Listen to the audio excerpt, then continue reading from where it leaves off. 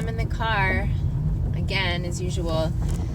Well, today is my 1-year anniversary. Anniversary is so strange of a word. Like, people say Cancerversary, and which is a cute play on words. But then even to say anniversary, I mean, I guess I think of anniversary as being something celebratory, really.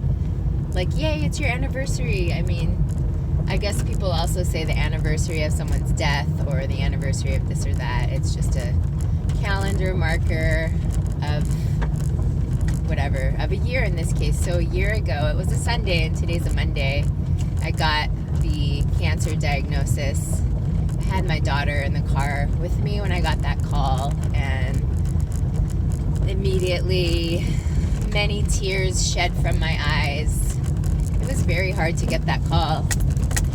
I had to wait 4 days, which I think is probably the typical amount of time one waits from the time of biopsy to the time of getting that diagnosis. So much has happened in a year. Oh my God.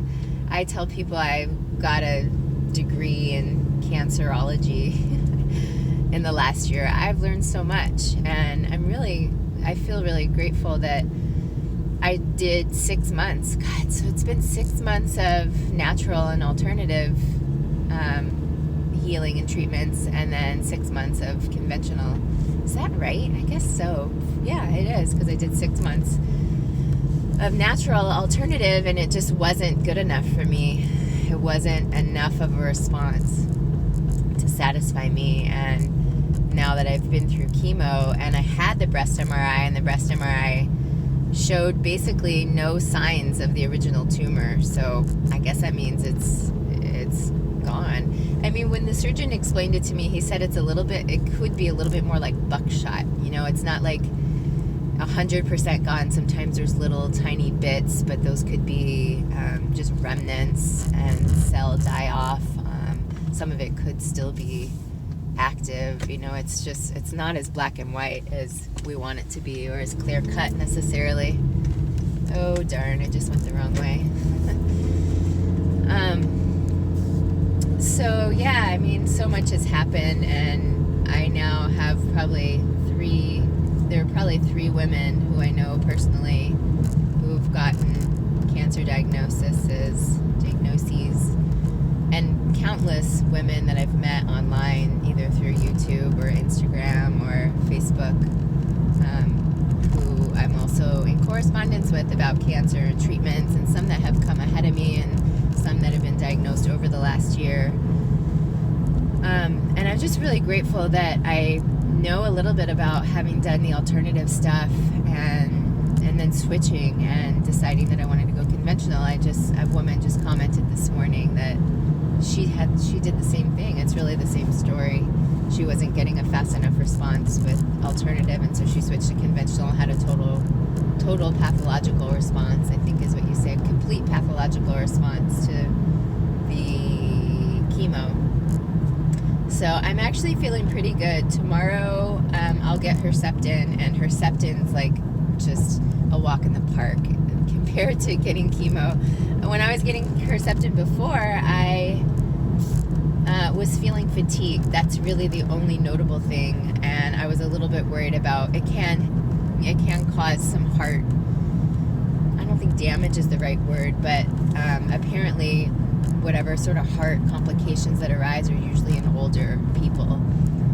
So I feel pretty confident that that's not going to happen for me. And maybe I'll have some more fatigue. I mean, my fatigue level is probably, I feel like I'm about 70% of my usual energy level, somewhere between 60 and 70%. That's not that high, but I think a lot of it, I mean, so obviously I have a ways to go before I really feel like I've got my normal level of energy back. But added to that is that I haven't had much exercise. I mean, prior to diagnosis, and well, actually even in the first months of doing alternative, I had a really rigorous exercise schedule. I did hot Pilates like 4 days a week, or sometimes 5. I mean, that's a lot. Hot Pilates is crazy. Although I got to a point where it wasn't even enough. I needed to also join the gym because I wanted to gain muscle, and the Pilates was incredible for cardio, but just not enough muscle gain. And now I just feel like a fat blob, really. And it's difficult for me to even muster the thought of what it would take for me to get back into the exercise that I did. But I know it's like inertia, right? It's a body that's in motion tends to stay in motion, and a body at rest tends to stay at rest. And I really feel that. I really feel how easy it is to succumb to inertia, basically. So I did do a Bikram yoga, which is also a beloved exercise of mine for many years, probably 20 years. I've been doing that off and on. And I did a class the other week, and that was great. It felt so hard. And yesterday I actually did a little bit of yoga at home, and for some reason my calves and my thighs, my quads are so achy, and the only thing I can really imagine or chalk that up to is that I have had some bone pain from the chemo. Maybe it's a little bit of that, and I think also it's just from being sedentary. I think that the bones and muscles and stuff get all solidified, and that's what I notice. I don't know if they're like getting arthritic or calcifying or what's happening, but when I was doing a lot of extreme exercise, or a lot of exercise, if I would miss like a week or something, my body would start to ache. So I'm just thinking that it's just achy, like when you're in bed. When I've been sick in bed for a while, I get kind of like bedridden and I feel sore and achy. So I think that that's what it is. But it felt really good to exercise my calves yesterday and just stretch them out. So yeah, anyway, I guess I'm just doing a little bit of a shortish video for me. They're usually so long. No, it's still 7 minutes of blah, blah, blah. It's a year, and I have a lot to be grateful for. I mean, my daughter, my partner, where I live, my life, just having people around that support me. Even though I'm having a hard time now, like taking this year, I'm having a hard time financially, so I'm needing to seek other resources for financial assistance, of which there are so many. Oh my gosh, if you are in the same position as me with cancer, go to patientadvocate.org, and they have a really good tool for filtering the type of assistance that's out there. It's incredible. They do it by state, and I got a list of about 23 different sources, and probably 15 of them were appropriate. There's ones for like someone in the oil industry and somebody who was a government employee, and things that I don't qualify for, but many of them I do qualify for. So I've done a lot of research on different types of aid that are out there, and I really, I want people to be able to find the information. If you need help with that or something, just ask me, because I know a lot from having done that, and there are a lot of organizations out there that help. Some of them make you jump through a lot of hoops for that was a rock or something, for $100 or $200. But if you need help, you need help, and you have to put together a lot of paperwork. But anyway, patientadvocate.org is a really good one. And I guess what I was saying is that it's been a hardship for me financially, but luckily, I always make it work. I'm a single mom. Single moms know how to make it happen.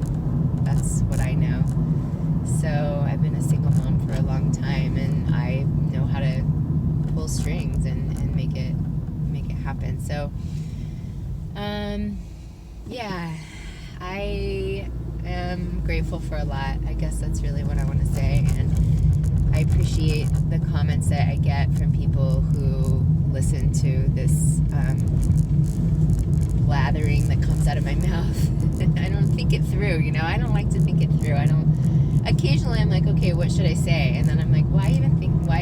It doesn't do me any good. I'm just gonna carry on stream of thought anyway. So I appreciate that it helps people. I know it helps me to listen to others and to share and to be a resource for and to have other people be a resource for me. So anyway, happy Cancerversary, I guess. It sounds weird, but yeah, I'm grateful. I'm grateful for cancer, even though, I mean, who would say that? I'm grateful for cancer, but I think there's a silver lining for everything, and it's given me things that I wouldn't have had otherwise. I mean, just not taking life for granted. I think that's the biggest one. It really is. I mean, no one knows if they're going to get hit by a truck or crash in a plane or whatever it is. And so I think that ideally, none of us take life for granted, but we all know that we do, and we live a pretty privileged life for the most part, being Americans. So it's easy to take life for granted when we're not struggling to feed ourselves or find a place to sleep. So there's always a lot to be grateful for, and I know a couple people that are struggling a lot with their own cancer diagnosis, and I really get it. I mean, I had moments. I'll probably never forget the first chemo treatment, and my face ballooned up, and the steroids gave me this disgusting acne, and I had just rock hard boogers in my nose that hurt, and they were bleeding. I mean, it was horrible.